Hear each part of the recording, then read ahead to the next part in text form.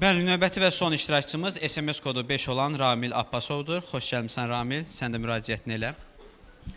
Xoş gördük, axşamınız xeyir olsun. Mən də Münsiflər Heyətini, ekran qarşısında əyləşən bütün tamaşaçıları salamlayıram. Bugün bizim ölməz sənətkarımız, dahi sənətkarımız Səxavət Məmmədovun repertuarından bəhrələnərək ifa elədiyim bir musiqi var, xalq mahnısı, onu səsləndirəcəm. Hər kəsdən səs gözləyirəm, iş yoldaşlarımla,